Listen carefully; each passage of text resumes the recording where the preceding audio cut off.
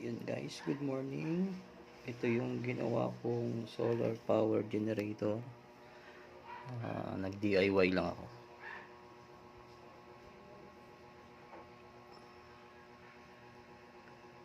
Yan lang. Papakita ko sa inyo kung paano setup niya. Yan.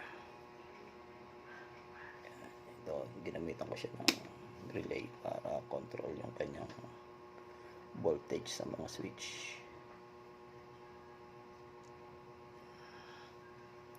Ginamitan ko rin siya ng control para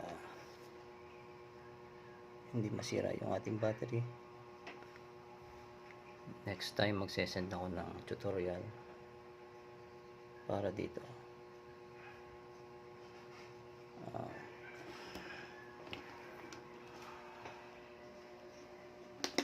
Yan, flashlight niya.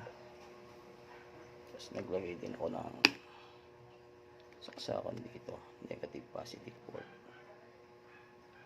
Meron din dito, tatlo naman siya, 12 volts lahat yan.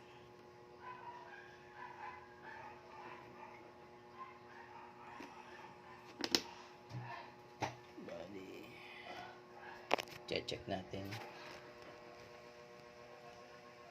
ang ating ilaw kung gagana.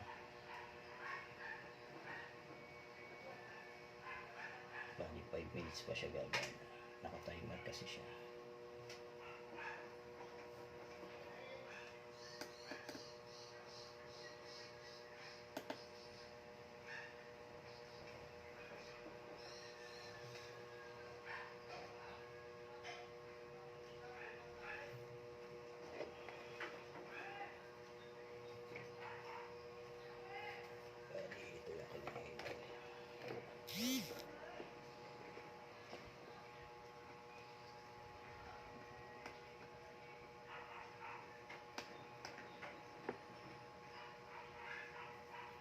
Ginamitan ko rin siya ng switch.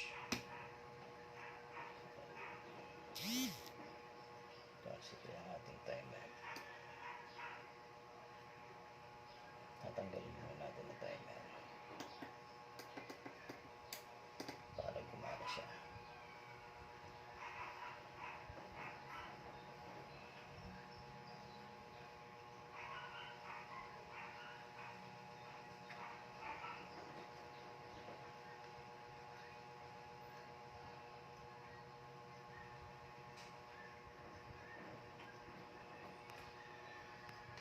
Dalawang ilaw. Medyo walumanan.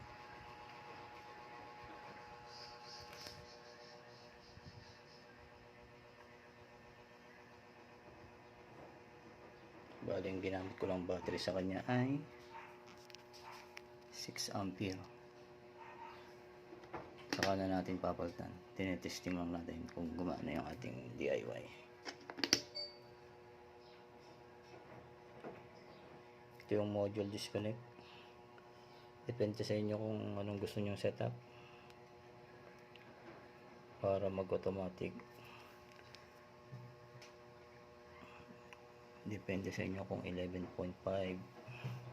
12 volts. Tapos may timer din siya.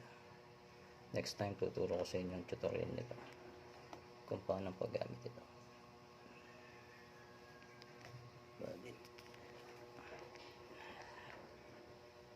Ang oras ngayon ay alas 6. Medyo mahina yung ating solar. Dito pwede ka magsaksak ng USB. Kukunin ko yung aking electric fan. Wait lang para makita nyo.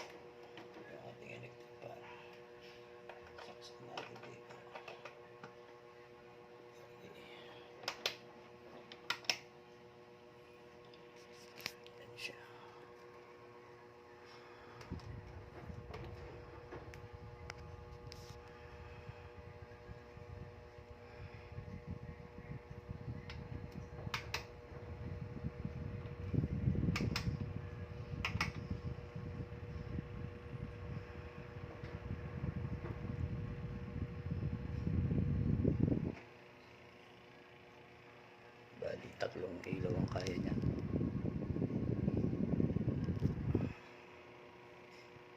Dalawang 5 watts at isang 9 watts, isang electric fan. Sa umaga walang problema, basta may araw.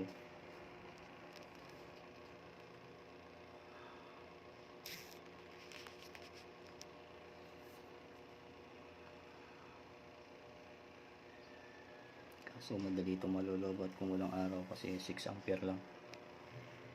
Next time magpapalit ako ng battery, mas matagal lang, AH. Yun lang muna guys. Next time tuturo ko ang tutorial ng bawat detalye. Ginamitan ko siya ng relay para hindi mag-init yung switch natin. Sa motor lang yan, improvise ko lang. Yun.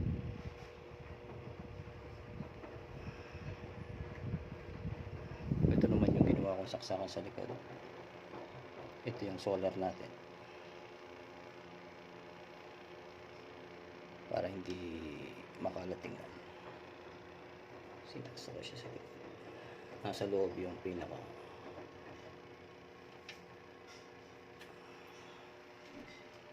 yun. Try natin.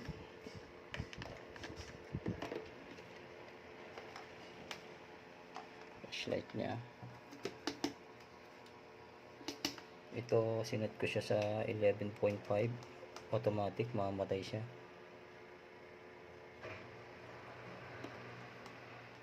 Ang ating low voltage disconnect na tinatawag. Ito naman switch ng mga port natin ulit. Ngayon pag pinatay ko to, ito yung switch dito, automatic na matay. Ito naman yung switch dito, para hindi laging buhay kung hindi mo gagamitin. Kung gusto mo electric lang.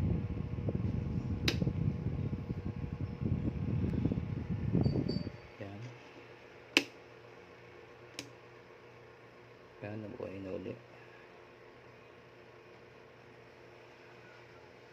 Wala muna siyang ilaw kasi nakasinet ko siya sa timer para hindi masira yung ating battery. Pero kung gusto mo ng additional flashlight, yan,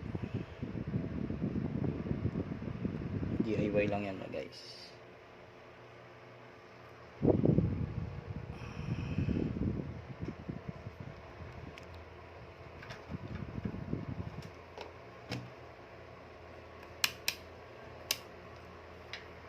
Bali kung anong voltage nito ng ating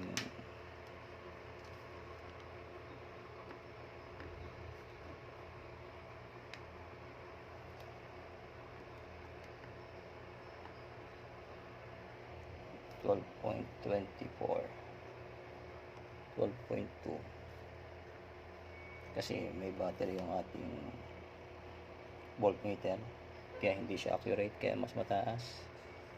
Kasi itong low voltage disconnect bumaba ng 2 kasi sa battery siya nakuha.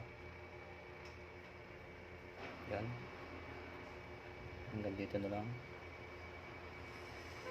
Turo ko next time ang mga tutorial.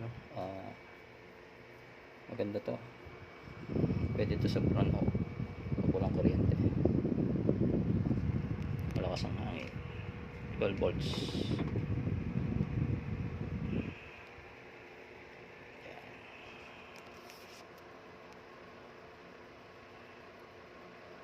Okay.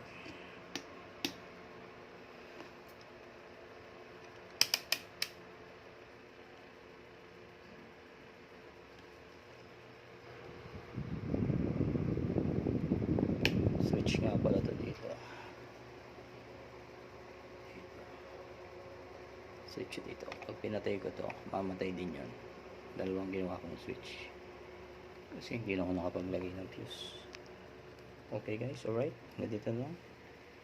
Magandang umaga. Solar power generator.